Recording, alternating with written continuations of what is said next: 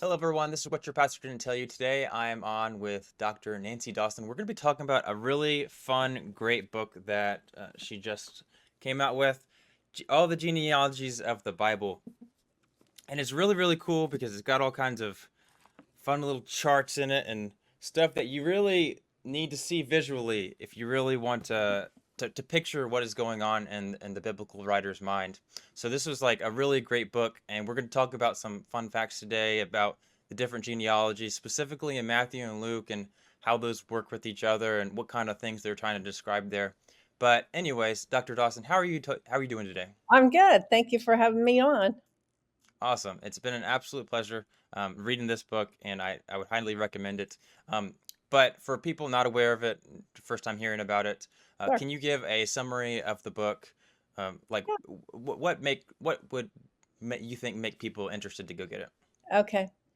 Well, it's a comprehensive look at all the genealogies in the Bible. So it's Old Testament, New Testament, and then I also included genealogies of rulers in the biblical world because they often impinge upon a lot of the biblical narratives. Hmm. So the book is about almost 600 pages long.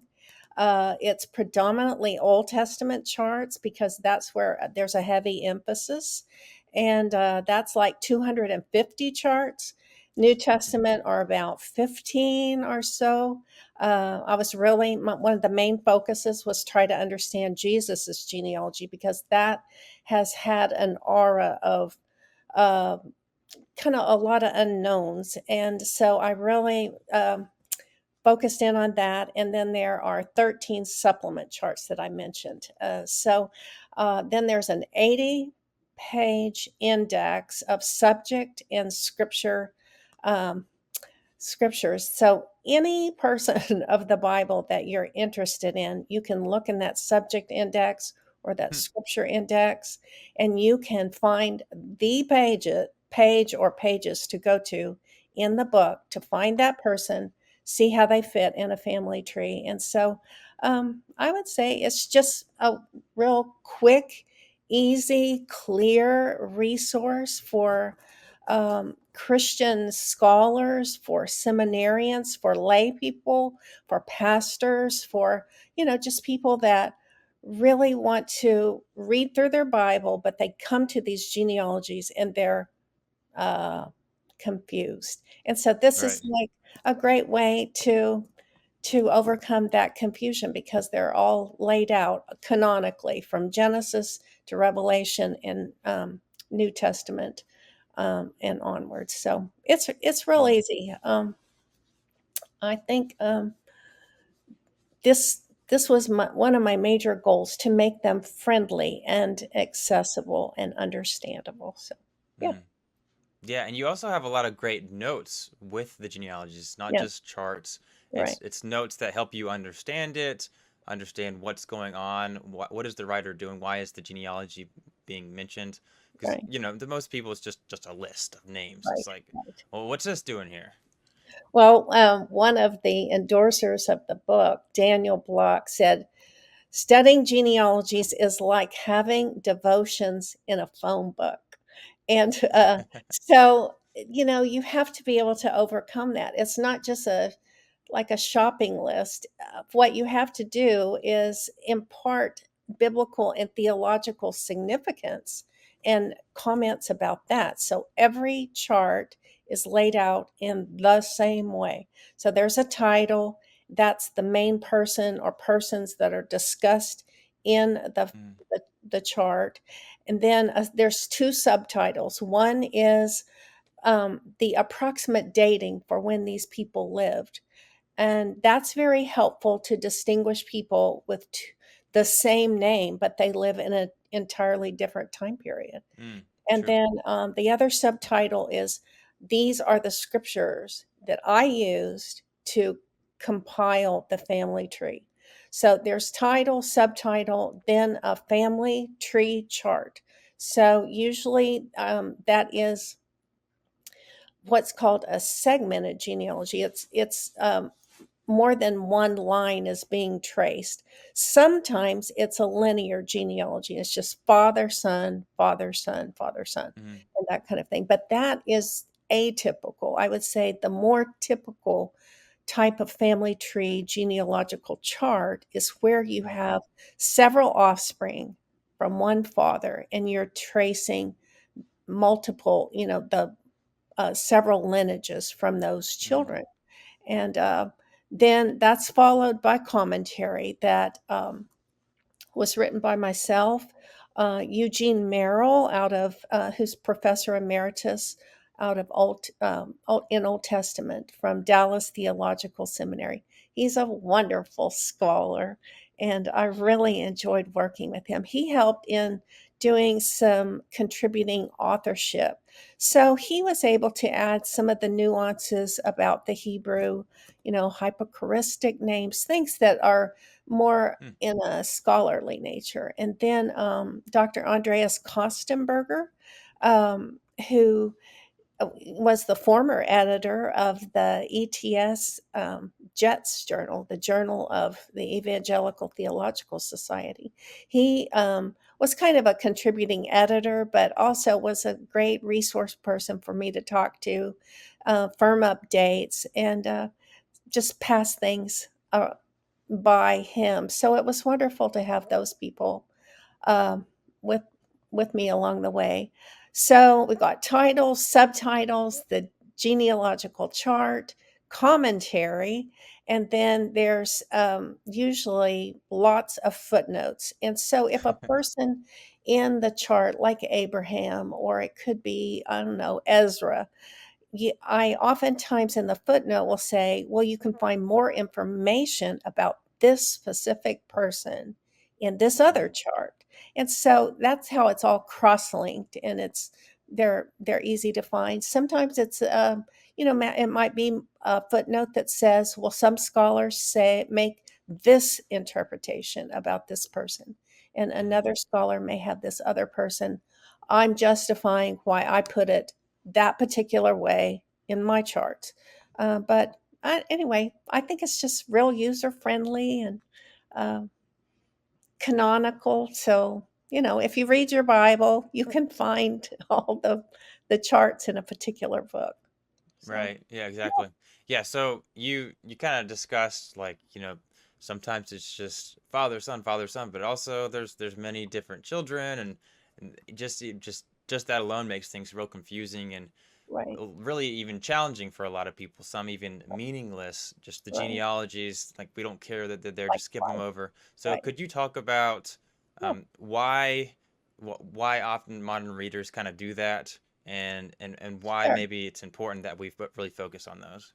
Well, I think I can identify with probably most of your audience. So when I started out, I wasn't really my goal at first was not to understand genealogies in great depth. Really, I was at Duke Divinity School. This is after I have a PhD in cell biology. And so I had been a faculty member at Western Kentucky and Texas A&M, and I have a master's in plant taxonomy. But when I got to the divinity school, I was like, I really want to see if I can find a book about genealogies, and I could Yep. not find one. And so I went to the library, and just there was just a real need in the marketplace for this kind of resource. But my goal at first was just to read very carefully through scripture. And so I would commend anyone that's doing that, reading the Bible in a year or whatever. But everyone that does that comes to these genealogies, and it's like, oh my gosh, this is a list of names. I can't really remember them. I don't know how the people are connected. And you just, people don't see the importance of them. And so that, I identify with that experience. And so, because of my plant taxonomy background, I started reading, just in Genesis, and I could see where, there might be a part of a family tree that's addressed Mm. in Genesis. But by the time I got over to Samuel, I might see, oh, well, this is the rest of the descendants. Or, there might be people in Chronicles. That's a huge genealogically rich text. Right. And so I feel like people maybe don't, they see that they're meaningless because number one, they're difficult to discern. Number Mm. two, they might be just looking at more like doctrinal issues or themes, and the genealogies just seem like this parenthetical entry. So in that regard, I would just like to maybe give your audience two quotes. One comes from Robert Wilson. He was a Yale professor that studied genealogies, and in 1975 he wrote, although the general public tends to regard Old Testament, he was doing Old Testament genealogies as unnecessary parentheses in the biblical text, biblical scholars have always been intrigued by them. Huh. This scholarly interest is not a modern phenomenon, but one that has its roots in the biblical world.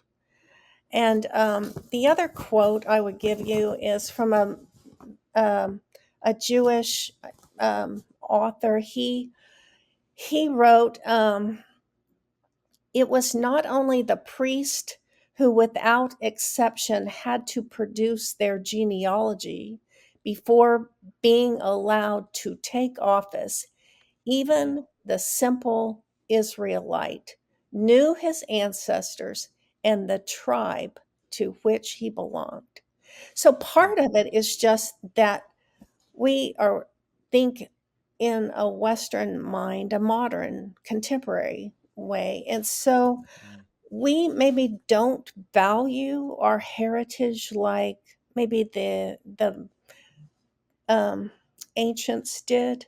They really valued and preserved in records, archived records, what their heritage was. And so we have some people that, trace all of their family genealogy, but I would say, it's um, not minor, but it's not the overwhelming number of people that are modern readers. And so I think this is how you have to just get into the mindset of the ancient Israelite, the ancient Jew, and even the ancient Mhm. Greek. So Yeah. no, they're important. They're not meaningless. So Yeah, right, right. Yeah, thank you so much for describing that. That is extremely helpful and definitely right. So, in regards to the genealogies, what would you say are the general characteristics of genealogies in the Bible? okay. Well, what I understood by looking at all of them is they are patrilineal heritage. Hmm. It's the author is tracing the lineage through the father, not through the mother. So I found maybe 0.001% of the time there might be a nuanced reference to this person has a mother who is Ammonite or a mother who is Moabite. This was true Hmm. for King Joash, people that killed him. But um, it's almost, and that's only like two generations. So where you get these long, lengthy generations, they are tracing through the father. Um, they show all the familial connections. So this, in study of plants or animals, you would say, well, there's kingdom, phylum, um, uh, plant, order, family, genus, species. That's how it, sort of taxonomically Hmm. parsed out.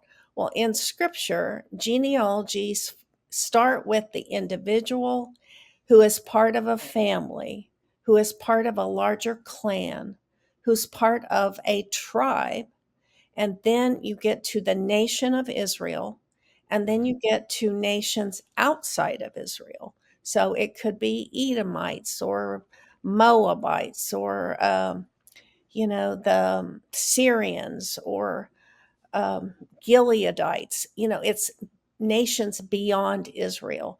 But I would say this is how they are systematically ordered.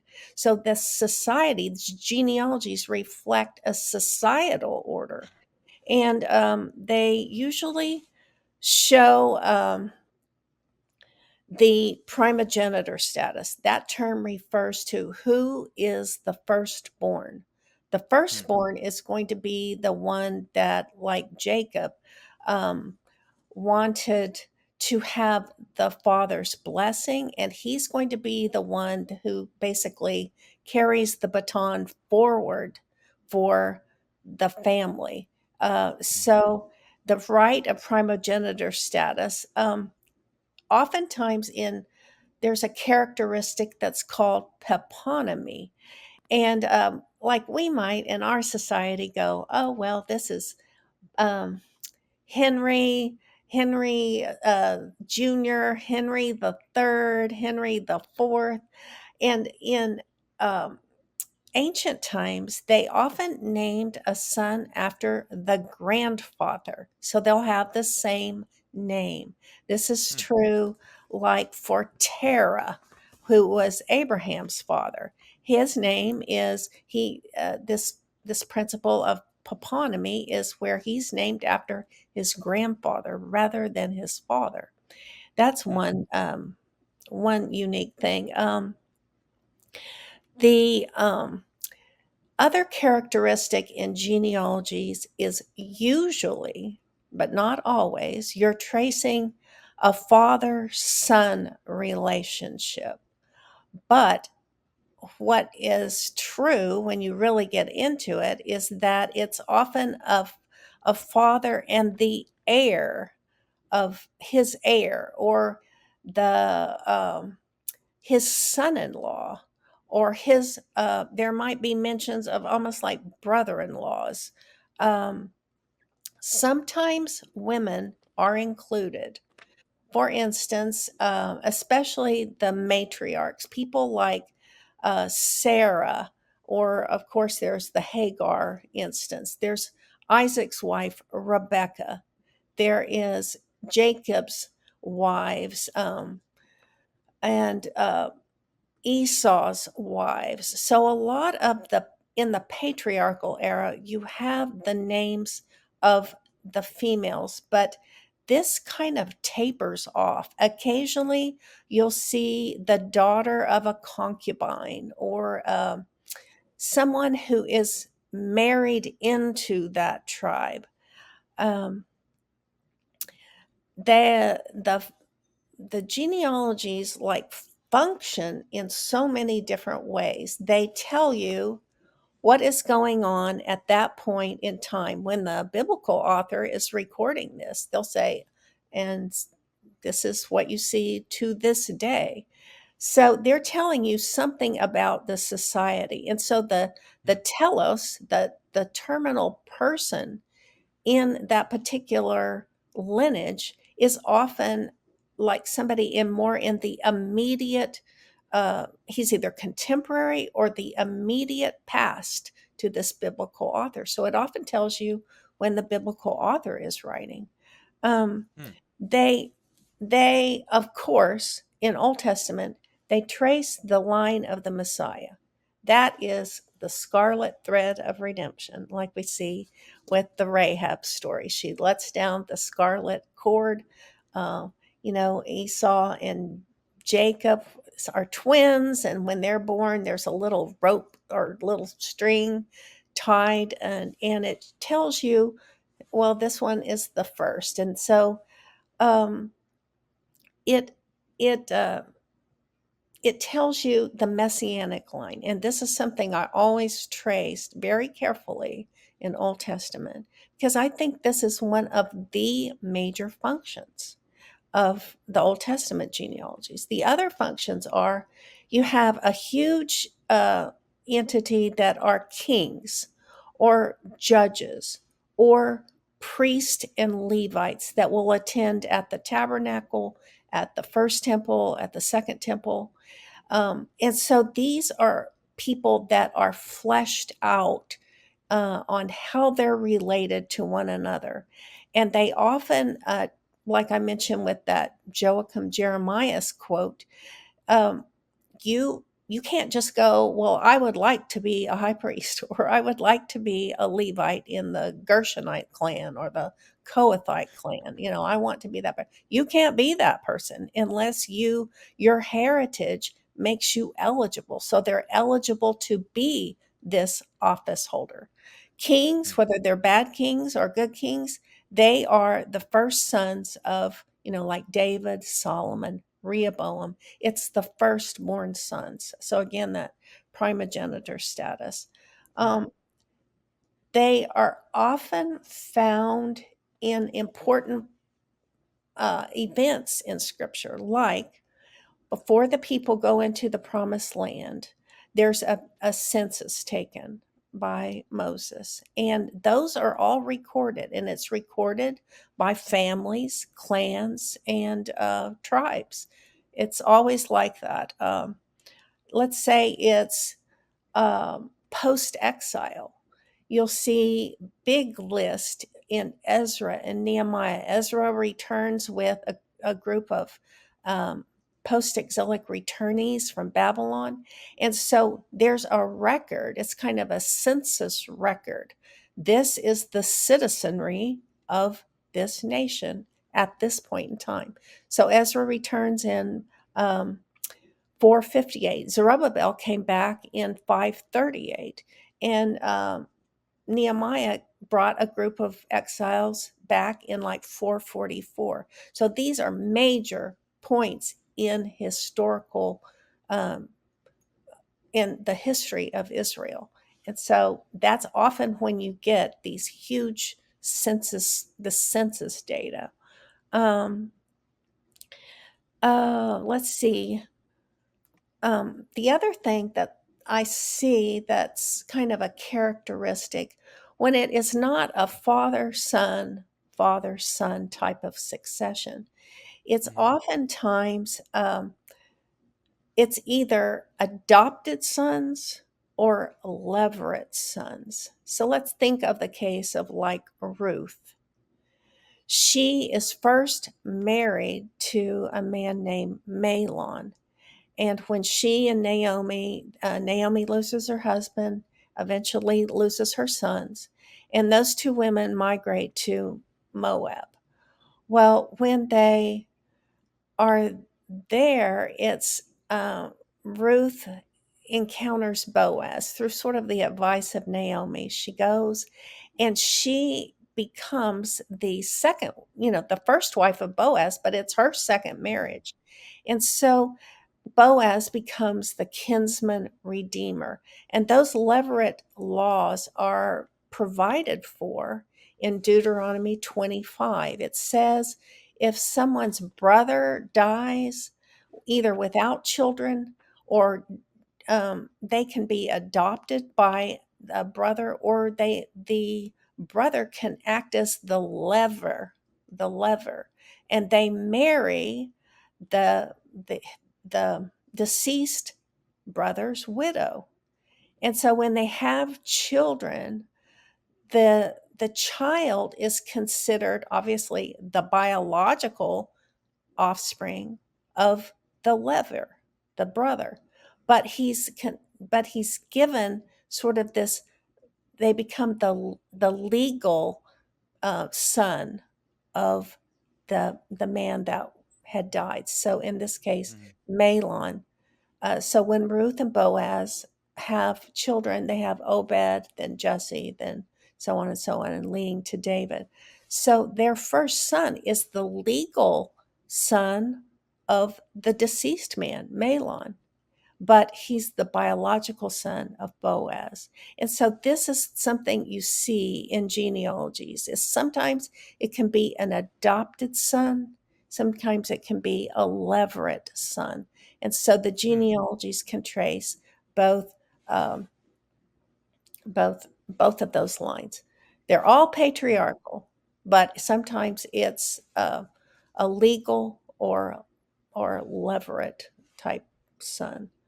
Hmm. Let's see. So we're just documenting bloodlines. The other thing I see as a characteristic in genealogies is this is especially for the tribe of Judah.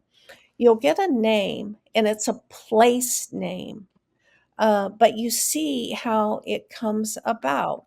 So, for instance, let's see, a place name, a real important place name is Bethlehem.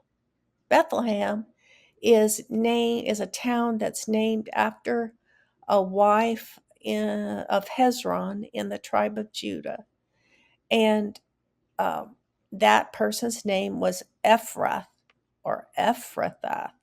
And so Micah's prediction that the prophet Micah says, this is where the Messiah will be born is in Bethlehem Ephrathah. And so that is a place name that's derived from a person. Hmm. And this is real characteristic, especially in the tribe of Judah. So hopefully that's good for lots of other connections. And then oftentimes the genealogies will tell you that the territorial allotment. They'll tell you sometimes little nuanced things like, let's say, Reuben, which was the firstborn son of Jacob in the tribe of, Abraham, Isaac, and Jacob. He was the firstborn son uh, of Jacob, and he had that right of primogenitor status, but he does things to basically negate his blessing. He slept with his father's concubine, and so he loses that right of the firstborn. And then the other two sons are Simeon and Levi. They hamstrung an ox.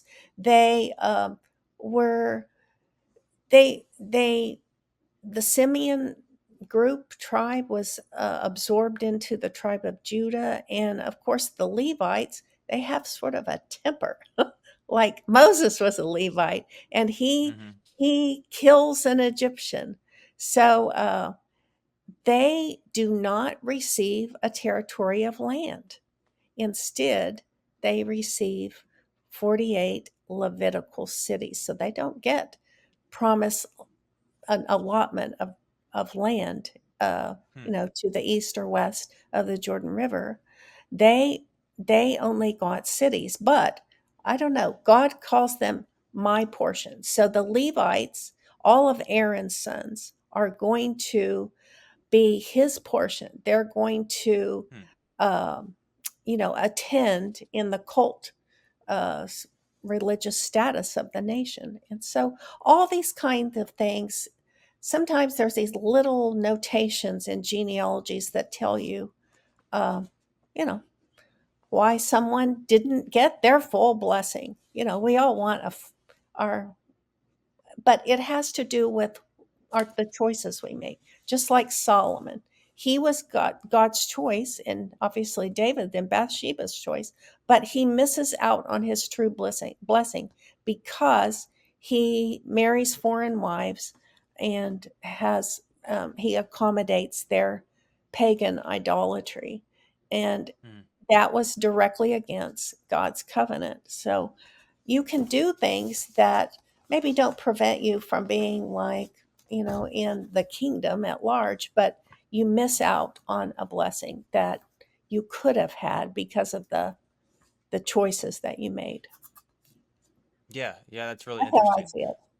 Yeah, so on that topic of Boaz and all that, so it sounds like maybe I'm misinterpreting you, but it sounds like you're saying that the the text doesn't like it has an adopted, I guess, son in there. So are you saying that It's not it adopted in that case. It okay, is levirate marriage. It's a okay. levirate marriage. Remember, Boaz, there's somebody else closer Hmm. to the the brother like status than he was. Mm, Remember, he has to like go before the kind of the town hall folks and say, he asked this guy, "Are you willing to redeem the land that was lost, mm, that was Elimelech and Naomi's?" And he's like, "Yeah, I'll do that." But he was not willing to, he already had a wife, and he didn't want to take Ruth as kind of a second wife and give her mm, children. And so Boaz says, "Well, then you're not really eligible to be the kinsman redeemer in that full mm, sense of a levirate redeemer." And mm, so Boaz marries Ruth and redeems the land there in Judah. You know, they were in Moab, but when they go back to Judah in the Bethlehem mm. area, actually. So it was a near clansman, actually, not in the immediate clan or immediate family of Elimelech and Naomi, but Boaz was a very near relative of there. So that's what Mm. happens in that case. It wasn't adoption. It was, in that case, it was levirate marriage. Gotcha, gotcha. Okay, Yeah, all right, that makes more sense. Okay, yeah.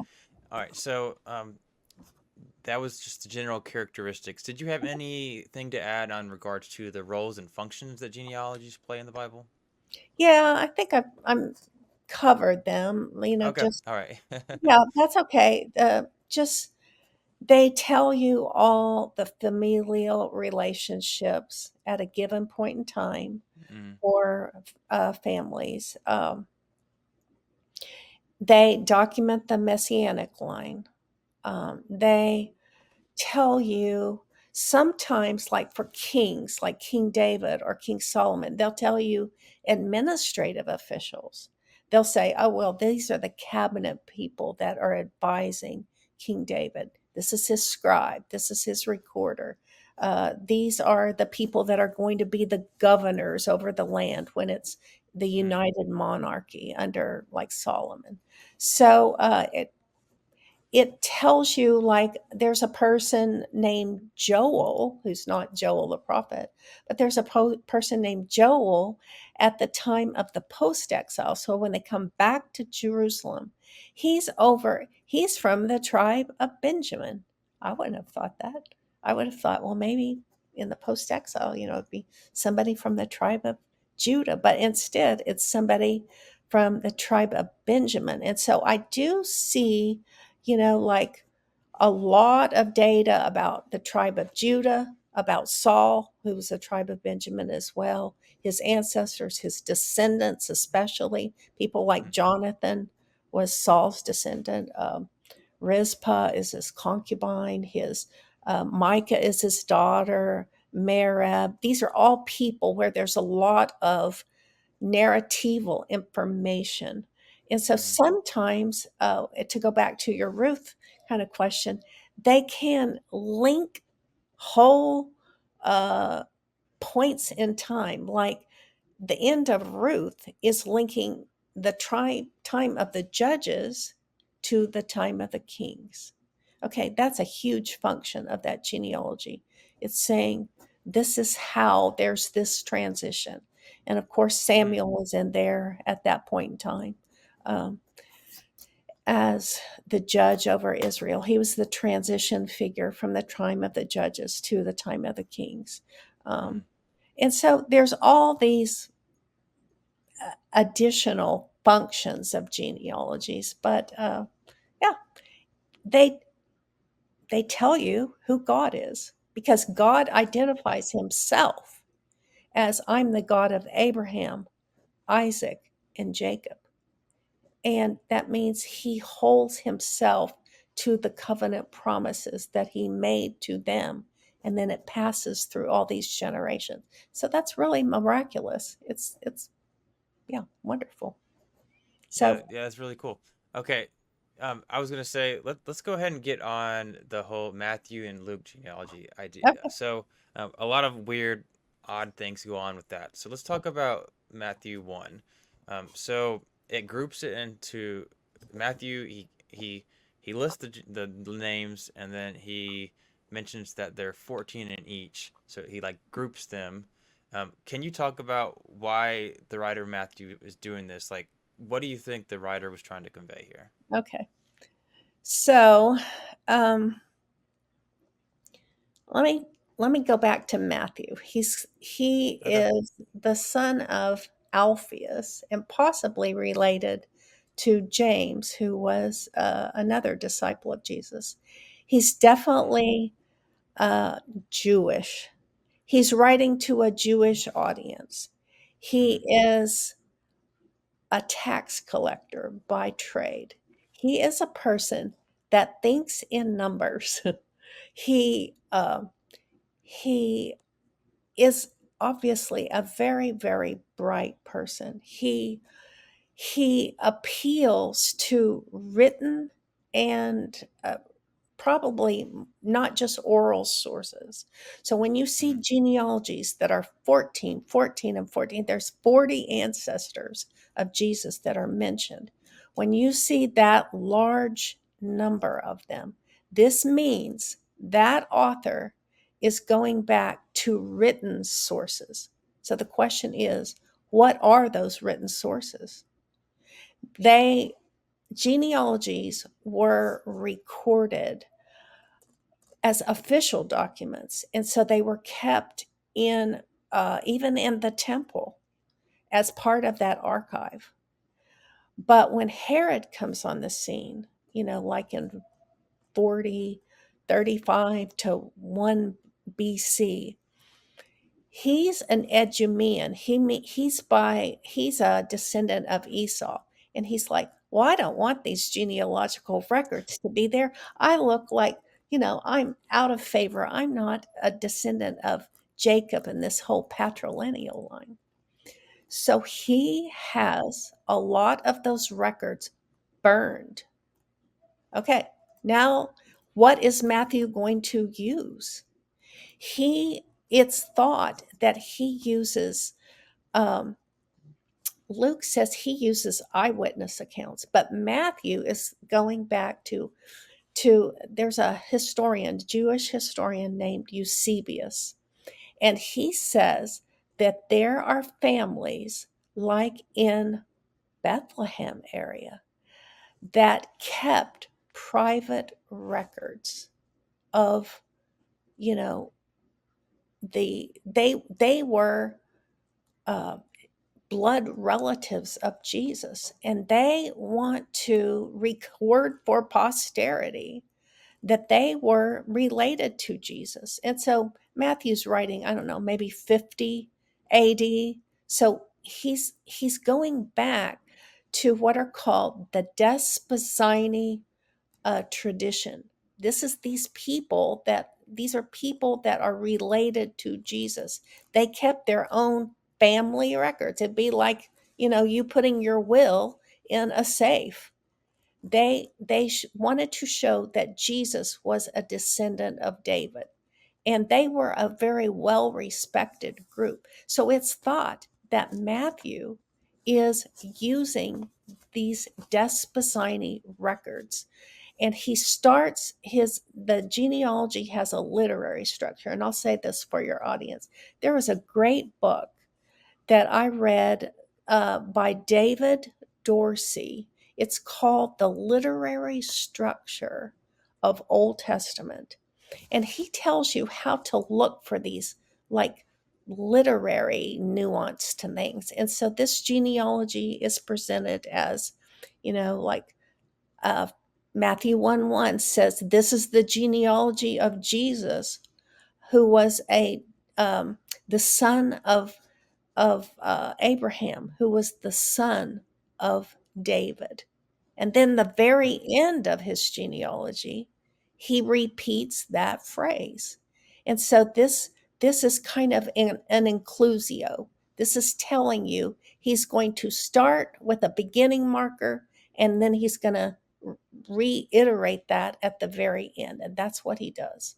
So the 14, 14, 14 generations, obviously mm, this is a multiple of the sacred number 7. And so, what Matthew does is he is selective about what people he's going to include. He omits 4 people that we know are present in Old Testament. But he does this to conform the genealogy to these repeated 14, 14, 14 generations. And in this way, he the unit number 1 is from Abraham down to the time of the king. So this is patriarchs down to the time of King David. So that's unit 1. That's a whole period of history. Mm-hmm. Abraham is coming in at, like, he's born at 2166. He dies at about 1990. And so then by the time of David, which is the end of this first 14 generations, you're talking about David, who was born around, or I think it was 1041, but he is the king from 1011 to 971. And so there's a lot of years in there. It's a Mm-hmm. patriarchal to the time of the kings. And then unit 2, which is this other uh, history of Israel, it's the time of the kings to the time of the exile. So he's hitting it again harder. He's saying David is the first king, and then Matthew traces the kings of Israel down to the time of the last one, which is King Jeconiah, who's also called Jehoiakim. He's taken into exile. So all of that second unit is the royal line of kings. Hmm. Third unit of 14 generations is the time of the kings to the time of the birth, the time of the exile, through the post exile, all that second temple period to the birth of Jesus. And so that is like the exile. They start coming back. They're taken into captivity, 538. And now we're having the birth of Jesus around 3 or 2 BC. And so that third unit of 14 generations, um, is how he's setting it up. And his ending marker is Jesus, the Messiah, the son of David, the son of Abraham. So he's definitely driving home, Matthew is, to his Jewish audience, that Jesus is the fulfillment of all of Old Testament history from the time of the Hmm. patriarchs. He is like fulfilling history. He's fulfilling the covenant promises to Abraham and David. And those covenants were, you know, uh, you know, Abraham's was back in Genesis, 15, Genesis 17, Genesis 22. And then David's covenants that I will make your, well, Abraham's were, I will make your descendants as numerous as the stars in the sky and the sand on the seashore. And so, of course, Abraham's going, I don't even have a son. How could this be true? But Right.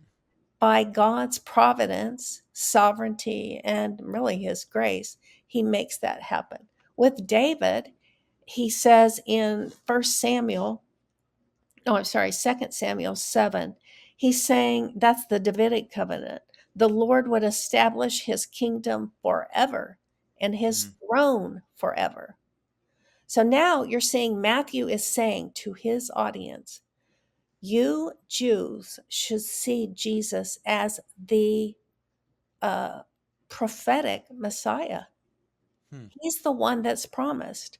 All of Israel's history has been leading up to him. Yeah. And he is the inheritor of the Abrahamic and Davidic covenants. So that's what he is saying in his genealogy. Um, Mm. anyway, Yeah, that's really cool. pretty cool. All right. Yeah, and so the interesting thing about genealogies, it mentions a number of women. Could you briefly talk about why Yep. you think Matthew was including the women in here? Um, well, he includes 5 women, Hmm. and they have this aura of something that's improper, uh, but they are righteous women. He Oh, includes, first of all, Tamar. This is the time of Judah. Judah uh, and Tamar that's his daughter in law. And the hmm, line is going to pass from Abraham, Isaac, Jacob, Judah, and then through this daughter in law. Tamar was first married to He was wicked. God killed him. Then she was Jake. I'm sorry. Yeah, Judah gave him his second son. That was Onan, and he spilled the seed. He did not give her the children that she was due. He did not pass on the line. God killed hmm, him. And so Judah is like, oh my gosh, I'm not going to give her the third son I have, Sheila. He might die too. And so she takes it on herself to really humble herself as a prostitute. And Judah sleeps with her. And the story, it ends up, he says, you were more righteous than I was to you. By hmm, his own admittance, he calls her righteous. And so there's this little segmented genealogy instead of a long linear list of names. There's this brief segmented genealogy where you see the 2 sons of Tamar. It's Perez and Zerah. And the lineage goes through Perez, the one that had the little scarlet thread. And so it's it's really um, noticeable that Matthew even includes the 2 sons instead of just the one. hmm, So then we have another woman. That would be Rahab, the harlot of Jericho. hmm, That is coming at a time in history when the Israelites coming into the promised land, and they come by way of Moab, and they come up from the east side of the Dead Sea. They come to Jericho, and Joshua sends out the spies, and she hides them in her house against the wall of Jericho. She is, I mean, some scholars, commentaries are soft on her. They just say, well, she's an innkeeper. But it's clear from the biblical text, she was a harlot, a not a cultic harlot, but she slept with other men. And so, but she is called by, in the Hebrew family of faith, she's said to be righteous because she hid the spies.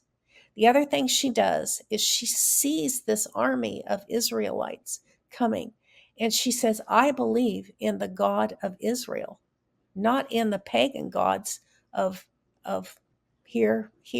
I believe in the God of Israel. And so she hides the spies under flax and lets them go the next day and deliberately lies to the other people that ask her, well, where did they go? And she says, they've already left. And so eventually, Matthew's genealogy tells us that she marries one of the spies named Salmon. And she comes in as an ancestress of the Messiah with that kind of background through her faith. So it's you can change your whole trajectory of your whole life by coming to Christ and Mm. doing righteous things. Yeah. The third person we see is Ruth, and we've talked about her. She marries Boaz. She becomes the great great grandmother of King David. So their children are Obed, Jesse, and Jesse's son David. Mm-hmm. Um, then we have the very interesting inclusion of what Matthew calls Uriah's wife. You see the real point he's making. She's not David's wife. She was Uriah's wife. But this is a miraculous story. So, so good. Um, David takes her in some kind of sexual exploitation. Some scholars say it's adultery. I don't see it's that. He is the he's the one that's doing all the action in this story. He sees Mm-hmm. her. He sees her from a place of advantage, like, almost like a he's at home from war. He sees her in the courtyard in a personal space of her home. He sees her, he takes her, he and has sexual relations with her. And then she holds him accountable for the pregnancy and says um, he, he takes the low road. He tries to get Uriah home so he'll sleep with her. Then ultimately, he has Joab put Uriah in a place where he'll be killed in battle. They know not to go close to the enemy wall, but that's where he puts Mm-hmm. him. He deliberately has him murdered. And so now she has a child. That child was a son, and it dies. So David has murdered her husband. If you read the story very carefully, you see that Bathsheba is from the tribe of Judah. She's her grandfather is one of David's counselors, court counselors. This is why she and Uriah, who's in the military, are living very close to the palace. Her grandfather is this court counselor. And through a whole lot of other narrative information, you find that Ahithophel, her grandfather, commits suicide. This is a person that has had tremendous insults in her life. And yet she rises above that. And when David is on his deathbed, her name means daughter of the oath. And she says, David, you promised me by an oath that my son Solomon would be your successor. And so she holds him to that promise. And David dies maybe shortly thereafter. Solomon comes to the throne, and you see this beautiful story of how he pulls up a chair for her in the palace, and she becomes like a revered queen mother. And she overcomes all that tragedy in her life. And yet, Matthew is telling his audience it was Uriah's wife. And so she, just like Ruth, has been married twice. Then you finally have Mary. She's the fifth person that Matthew includes. Virginal conception, but there was this aura again of that there was things that were improper. Um, she's betrothed to Joseph at this point, but she's with child, and she um, when David was talking to the Pharisees, I think it was in John 8, he says, well, we are the children of Abraham and we're not illegitimate. And so the inference is that Jesus, you were an illegitimate child. And Mm-hmm. so Matthew is clearing up all this by the things he includes. Mary says, let this be unto me. Um, the virgin conception, all this talk that's going to take place in Mm-hmm. Bethlehem, in Nazareth, and maybe in Bethlehem. I, I, I let this be. to me. So she, as a virgin, through the Holy Spirit, she conceives Jesus, who is her firstborn child. He opens the womb. And uh, then, of course, um, the text is very clear that after he's born, that Joseph and Mary have sexual relations. They have at least uh, um, four sons and two daughters, two or more daughters, because it's the sisters. It's always sisters in plural. Jesus' sisters, and so they have this family, and they settle. Uh, they went to Bethlehem for the census, but then they go back and raise their family in Nazareth. And so Hmm. Matthew includes them, not the huge matriarchs that you expect, but these more subtle women where there was this Hmm. aura of impropriety. But each of those women is definitely, uh, uh, said to be innocent. They were righteous women, women of Hmm. faith. So it's really Hmm. remarkable. Yeah. Yeah. Yeah, that's so fascinating. That's really awesome. All right. Um, you kind of covered the whole covenant idea with Mhm. Matthew's genealogy. Did anything else you want to add there? Um, I don't think so. Okay. I think you just see that in this whole list of names, it's like X is the father of Y, and X is the Yeah. father of Y. But what's true in Matthew's genealogy is that he includes um, both. Includes some levirate sons, just like um, Boaz and Ruth have Obed. He is considered the biological son of Boaz, but the legal heir of Ruth's first husband, Mahlon. And so it's tracing not just strictly father, son, father, son. Also, Mm. Matthew is saying Jesus is coming not just as the Messiah for the Jews, he's coming also. These women were Gentiles, or at least some of them were. Rahab, maybe Tamar, definitely Ruth. These are gentilic ancestresses of Jesus. And so this is his statement on Jesus, the Messiah, is going to be for the Jews and the Gentiles. And this is what was always true. I always think of it like a pointer, like a telescoping pointer. When you see it real short, you think it's just Hmm. for Jews. But if you follow it and you extend it out, you see that it's always included Gentiles, even back to the time of Abraham, when resident aliens or foreigners were brought into his household. They were circumcised. They were foreigners. They were not Jewish, and they were part of his covenant family. Hmm. So Yeah, that's I guess awesome. that's what I would say. Yeah, a little bit more about how Sure. Matthew. Awesome. I Okay. have a lot of respect for Matthew. He's Yeah. just I don't know if y'all have seen the Chosen series, but he's Yeah, I have. probably just as nerdy as they sort of portray him. That's awesome. So we have Luke to talk about. I was hoping you would talk about and Oh, little comparisons there. Do you have time for that? sure.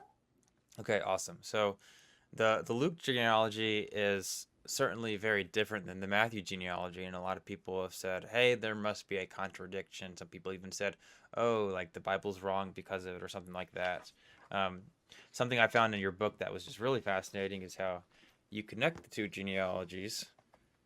That's not a great little picture there, but you connect the two, Uh-huh. and it really helps you picture what's going on there in the discussion. So, could you talk about the two genealogies, um, as well as ways that we can understand what the writer is doing, Okay. which maybe might make it look like a contradiction, Yeah. but maybe different ways to understand that. Yeah.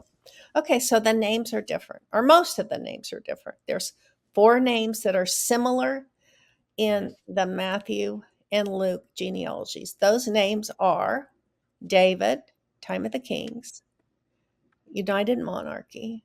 Shealtiel and Zerubbabel, that's two very, very important people at the time of the exile, post exile. Mm-hmm. Zerubbabel is going to be the one that sees that the second temple is constructed, and he works in conjunction with Joshua, uh, who is the first high priest to come back and serve in the temple. So the second temple was built in like 516. So we've got David, Shealtiel, Zerubbabel, and finally Joseph, and then of course of Jesus. So what happens with Luke? Let me give you like a little background of him. He is a Gentile, probably from Antioch of Syria. He also wrote another book in the New Testament, which is Acts. He was a kind of a compiler or chronicler of Paul's Mm-hmm. missionary journeys. But what's important is that he does participate in some of Paul's journeys, but he is definitely Gentile. And so his focus is that he wants to make Jesus sort of the Son of Man, the Son Yeah. of God, not just the Messiah, like Matthew was saying. He's like he is the Son of God and the Son of Man, and he is the second Adam. Luke, let me start with this. He is a Gentile. It's thought he was from Antioch of Syria, and he wrote two books, Luke and Acts, and he was a participant on some of Paul's missionary journeys. Not all of them, but he's kind of a compiler of Paul's journeys and what's going on with Paul. So, Mm-hmm. what's unique about him is this is the longest linear genealogy that you will find in anywhere in Scripture. It's got 77 names. Um, as an aside, I also did a chart on all the high priests of Israel, beginning with Aaron, and the last one in 70 AD when the temple was destroyed. Herod's temple was destroyed, and I found 77 high priests. So again, this Oh. is a multiple of a sacred number seven, and because Luke is a Gentile, he's writing for both audiences, Jews and Gentiles, and Mm-hmm. he he wants to show that Jesus is for all of humanity, not just the messianic, the Messiah for the Jews that they're expecting. Mm-hmm. So he begins with Jesus and ends with God. So in those 77 names. So his is a descending order, if you will, and where Matthew was ascending from Abraham to David to Jesus. And so you've got these 77 names. He places his genealogy Luke 3. You would expect it, well, maybe he's going to be like Matthew. He'll put it at Luke 1, but he doesn't. Right. He puts it at Luke 3. This is after Jesus's baptism. And it's when he is about 30 years old. Now, this to us might not be a big cue, but it is because this is when priests were became eligible to serve in the temple. This is Mm. when kings think of the story of Joseph. He was 30 years old in Egypt when he comes to power in the Pharaoh's court. Hmm. So he places this at the start. This is Luke. He places it at the start of Jesus's public ministry. And you know that it begins up in Galilee and then kind of goes south to Jerusalem. And that's, several times. But his public ministry is going to begin where the Jews are. So when you hear the phrase, The disciples get in the boat, and with Jesus, they go to the other side of the Sea of Galilee. That means more to Gentile area. So begins with the Jews. And Luke is saying he is the figure for all of humanity. He is the Son of Man and the Son of God. Luke says he writes an orderly account, and he's going to interview eyewitnesses. So who would those be? He's writing in like 60 AD, so maybe some of the disciples are still living, um, but some have already died. Um, and I think this is when things like gear up for everyone. It's like, we better write this down while these people are still alive. It's kind of like we would do our own personal history. My grandparents are getting very old. I need to ask them, you know, some critical questions. And I think this is what Matthew and Luke, in many ways, are doing. It's like, we need to record this. And so Luke, again, like Matthew, probably uses some of the Despacini personal genealogical records as well as eyewitnesses. People like Philip the evangelist, maybe Philip's daughters, but definitely people that are still living but getting quite old. Um, he he is writing prior to 70 AD because there's no mention in Luke or Acts of the destruction of the temple. Um, So he inaugurates Jesus's public ministry when he's 30 years old. Again, he uses patrilineal descent. He uses no women at all, although Luke is sympathetic to women in his gospel. He Hmm. talks about women quite a bit, but in this genealogy, he doesn't include any women. He he starts with the phrase, um, this is Jesus who was thought to be the son of Joseph. Do you see that aura of, it's questionable, by Hmm. other, it's being questioned by others. Is he the carpenter's son?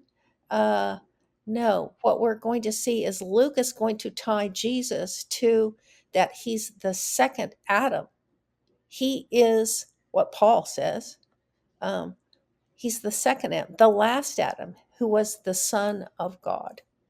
And so this is very important. This is, again, a kind of literary inclusio that we saw, what Matthew's doing. So Hmm. they're both very skilled. We know that Luke was a physician, and he is using these reliable sources. He sets up his genealogy in this list of 77 names, but it has a substructure. We said Matthew was 14, 14, 14. Now he's going to do 21, 21, 14, 21. That's how he sets up his, sort of historical count. So he goes from Jesus back to this important person, Sheltiel, who was born in captivity, died in captivity, but he um, um, is related to Zerubbabel, who is his son. And I can't go into all of that, but I do explain it in the book. The 14 generation event, again, is from Abraham, from David back to Abraham. And then the final account is Abraham to God. So the major patriarch back to God in creation. So we're seeing definitely that Jesus' birth, Luke's point is that he was ordained from the beginning, Hmm. not just when, like Matthew's saying, well, this is due to the Abrahamic covenants. No, Luke is now saying Jesus's birth was ordained from the beginning of creation. And Hmm. that's a really astute and profound kind of comment. Um, it means that Jesus comes in human flesh. He seems like just another Jew. It seems like he's the son of Joseph. It seems like he's just another man. But Mhm. Luke is going to hit the point hard that, in fact, he was the Son of God and for all people. And what I found very profound, when you get down to trying to harmonize these names between Mhm. Matthew and Luke, the names just are not the same. I mean, we know that Luke is going back much further. He's Mhm. going back before Abraham. But even if you look at the names from uh, David and onward, I would point all your audience, if they get a book, to what I call a centerpiece chart for the whole book. And you wouldn't think that the secret is found there, but that's Mhm. where I put it. Um, it's in First Chronicles 3. It's First Chronicles 3 chart. It summarizes um, the genealogy of Jesus. It's a double line that passes through David and Bathsheba's sons. So if any of your listeners are have a book by chance, it begins on page 189 in the book. So what I did is take these four names that are similar in Matthew and Luke: David, Shealtiel, Zerubbabel, and Joseph.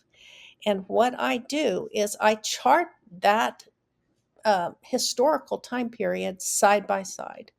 Mhm.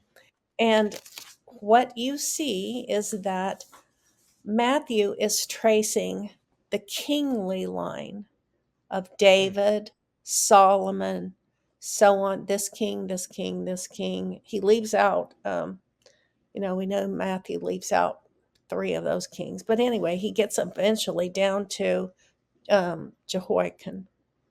But Luke traces the non kingly line through Huh. David and Bathsheba's son, Nathan.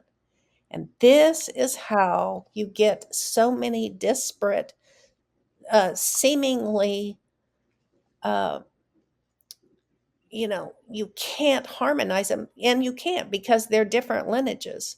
So if you Mhm. look on page 189, maybe you can show your audience Yeah. that later on. Um, you see that the messianic line is actually a double line, one that goes the kingly line through David's son Solomon, and Luke is tracing through David's son Nathan. Then those lines crisscross in what would be considered a chiastic pattern. So there is crossover between those lines in the persons of Shealtiel and Zerubbabel. So at the time of the exile, there's huge pressure on this scarlet thread is down to, just a teeny tiny, there's only one person, Mhm. and that person is Shealtiel. So Shealtiel is called the son of Neri, and he's also called the son of King Jehoiakim. And you go, well, how can that be true?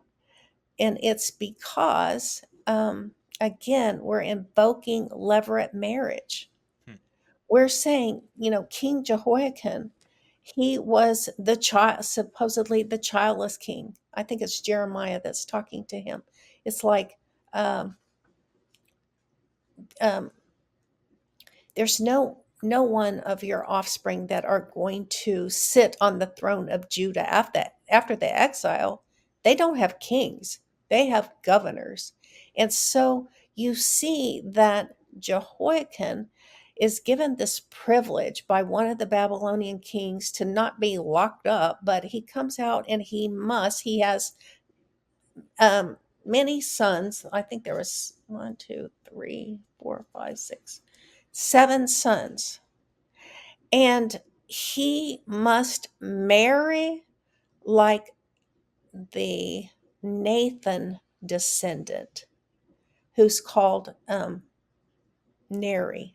So he must marry, Neri must die, and Neri's widow is in exile. She marries King Jehoiakim and has Shealtiel in this way.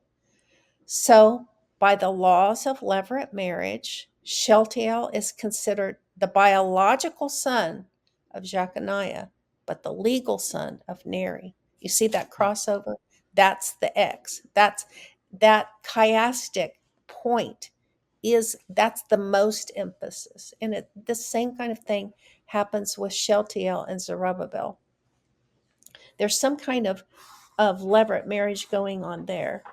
And then the lines split again until you get to Joseph. And so in the Second Temple period, it's Zerubbabel's descendants that are being traced.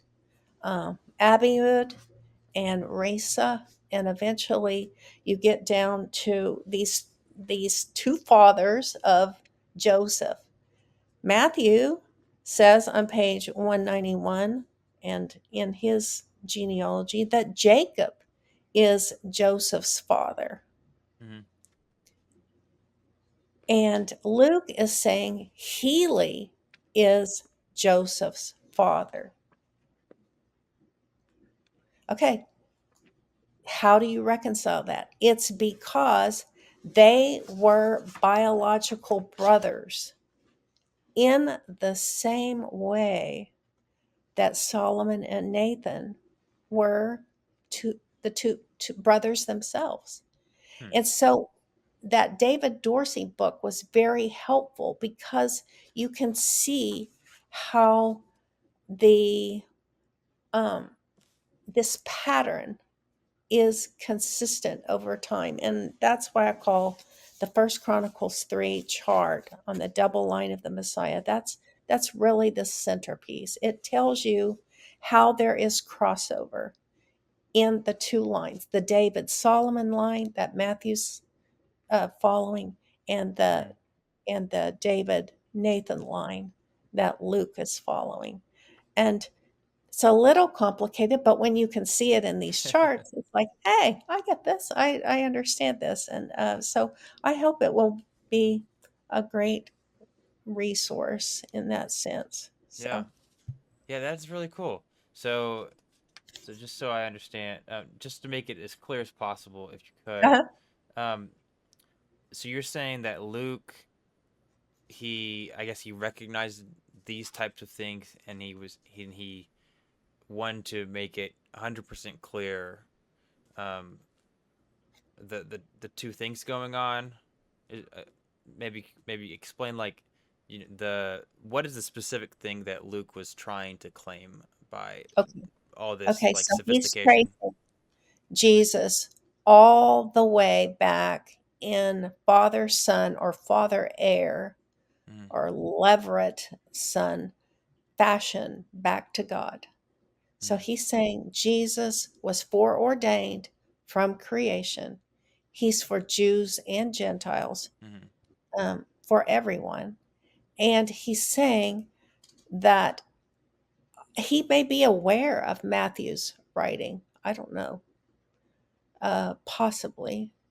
He might be writing a little later than Matthew. And so Mm-hmm. he might be very aware of what even Matthew has written, who's documenting the kingly line. And he's saying, well, I'm more for the common man. I'm not Yeah. going to go by the kings of Israel like Matthew's doing. Mm-hmm. I'm going to go by the more common man through Nathan, the other Mm-hmm. biological or uterine brother of Yeah. Solomon. I'm going to trace that line. And so he still follows sort of these eras of history, just Mm-hmm. like Matthew did. So they're both appealing to uh, they're carving up this history. We're saying Jesus was born around 3 um, or 2 BC. I went by Andrew Steinman's book, From Mm-hmm. Abraham to Paul, the chronology. Yeah. And he's very astute scholar, Yeah. and he says that's more when Jesus was born. So by going back to Abraham only, we're going back like 2,000 years before that. But Mm. by going back to creation, we're probably going back at least double that. And you'll see in some other charts that might be considered controversial, um, but I show that I think the flood occurred around 2456. And if just keep going back, I use Abraham's birth date, and scripture says he lives 175 years. So we basically know his death date.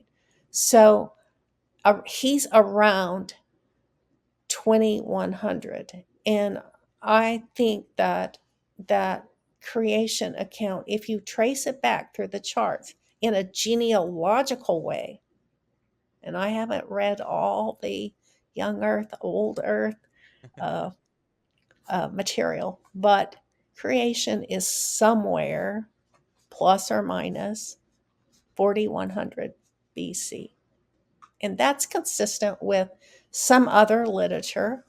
Uh, and so that's in the charts. I don't give that date of creation, but I do give a Yeah. suggested date for the flood. Uh, And so, what I'm saying here with Luke is he's just sort of like, uh, I want my audience to be the broader audience than just mm, Jews, although Matthew's saying Jews and Gentiles by including those women. yeah. I think Luke is just taking a broader perspective in how he presents the genealogy. And so Mm, that's why they can't be harmonized by just looking at names, mm, because there's only four names that are similar. So you have to know what's going on. If I had not done huh. all the Old Testament genealogies, I couldn't figure this out, because some scholars will say, "Oh, well, Matthew is doing um, Joseph's genealogy. Luke is doing Mary's genealogy." That's not happening. It's definitely through the father, the earthly father of Jesus, not his godly father, but his Mm, earthly father is Joseph. And in some of the charts where I talk about Jesus' parents, um, I show that Mary and Joseph were probably in an what's called an endogamous relationship. This is a very small town. No, Nazareth's very, very small. So it's not unlikely that you would marry a relative. And I show in another Matthew chart on the genealogy of Joseph and Mary that they were probably second cousins once removed. And so you huh. have to, when you think about your first cousin, you all share grandparents. Second cousins share great grandparents. And to Mm, be removed means you're one generation different. So if you have a second cousin once removed, it means one generation um, apart from your second cousin relationship. So I go into that, so it's not like, oh my gosh, I have to learn all that genealogical terminology too. But yeah, so Mary and Joseph were probably related to one another distantly, and I have mm. some nice charts that go along with that. So Yeah, awesome. Yeah, wonderful that's really chart. interesting. Yeah. Yeah, this is one of those books that basically no other book out there really does, going into those random weird things of discussing Mary and Joseph relations and how that all works together. So I really did appreciate that about this book. Was there any other genealogies that you found just really interesting you just had to tell people about? Yeah. Um, the tribe of Judah is always emphasized. Because that is the tribe of the Messiah. So there's lots of personal names and place names that are correlated there. That's a huge chart. It's in First Chronicles 4, I Hmm. think it goes like 4 or 5 pages. So it discusses all the clans. It's the broadest, what would be called a segmented genealogy. You're looking at all the offspring, all the clans, all the families, Hmm. things like Jabez, he's in that. Uh, the prayer of Jabez, and so it shows where he is and all of that. I think the First Chronicles 6 chart is very good because it talks about the high priestly line, Hmm. um, the other attending priests. So Levi has three sons, Kohath, Gershon, and Merari. The Kohathites are split into two parts. One is the high priestly line. So those are the ones that have that primogenitor, firstborn status. But Hmm. there's other they have other brothers, but they become attending priest. The Gershonites and Merarites are kind of the attending priest. So there's a real hierarchy when you Hmm. come to religious cultic matters. I think another chart that's really good would that I mentioned already are the Matthew 1 charts where I go into more Jesus's immediate family, Hmm. and then the supplement charts took me a tremendous amount of time to do. There's I 13. bet. Oh my gosh. But I felt like they would appeal to a much broader audience. I mean, what if you study the Assyrians, or you're a Seleucid scholar, or you like the Maccabean period or something? Uh, So these 13 supplement charts give the genealogies for the pharaohs of the dynasties that are involved with Moses' story and with Joseph's story. Not all the pharaohs. Oh my gosh, that would be like, yeah, that's like beyond the scope of this work. That was hard enough.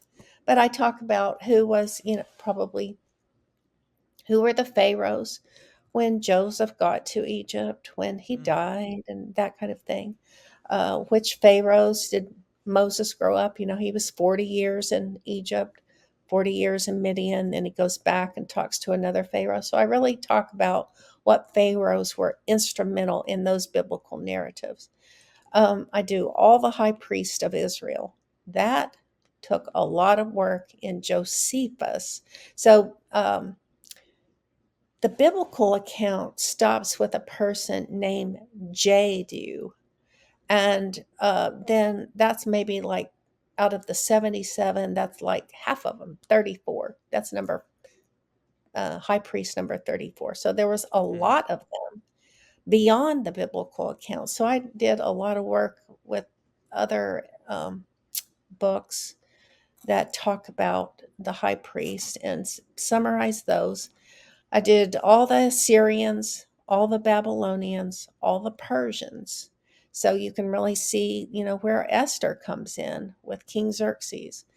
Then the Ptolemies, which were the rulers in Egypt, they are over Israel for part of their history, and also the Seleucids, which come out of the Syria area. They are over Palestine in a certain part of history. The Maccabees are the ones that are coming in before Jesus's. That's like 150 to about. Uh, they were high priest and rulers, and so I did all of those. I did Josephus himself, and believe it or not, he's kind of he doesn't give an absolutely clear account of his own ancestry, although he does a very fine job of Israel's ancestry. I did his from what he writes in his own biography. I did all the Roman emperors, and so that was a big chart, and all the Roman Yeah. governors of Judah and Galilee area. So if pretty much, if you're studying Old Testament, New Testament, or the Uh, rulers in the biblical world, you can find information that's very succinctly presented. And I think I just hope that it's readily accessible to um, lots of people. So, awesome. Yeah, I yeah, definitely a called, very felt helpful called to resource. do it, and so really, God is the it's the gift from God's hand that you do these things, that you have the time, or I Mm. had the educational background to kind of see these associations, and so I hope it's a great theological definitive work for a long period of time. So Awesome. Yeah, yeah, I hope so too. So yeah, thank you so much for coming on here and answering thank all of our you. questions here. Really interesting stuff, and I hope everyone goes and checks out your book on this topic. Um, but otherwise, thank you so much. Yep. Where can they get your book? Yes, And it's available on Amazon. okay, awesome. Through Amazon is probably the best way. It comes right to your door. Uh, you can order from the Zondervan Mm, site as well. I'm trying to get a personal website up and running, nancysdawson.com. And so I'll have some other blogs and resources that I'll be able to put there. But the best way to get the book, I think, is through Amazon. And if you don't want to buy a book, just tell your friends that might be interested in genealogies that there is one out there. Uh, yeah. there's some good books on, maybe genealogies in Genesis, or Mm, uh, genealogies of the Table of Nations or something like that. But I don't think you'll find anywhere uh, the comprehensiveness that mm-hmm, you'll see here. And the visual charts are, and the subject and scripture indices make it super easy to find a person of interest. It's not like a dictionary. You can actually, mm. you know, go to and see this person in context, in their social context, in their so thank you so That's much awesome. for having me. Yeah, it's been an absolute pleasure. Thank you so much for helping us all out here and giving us such a great resource. But otherwise, thank you so much for coming on here, and I hope you have a great rest of your day. Thank you for the work you do. Thanks. Oh, thank you.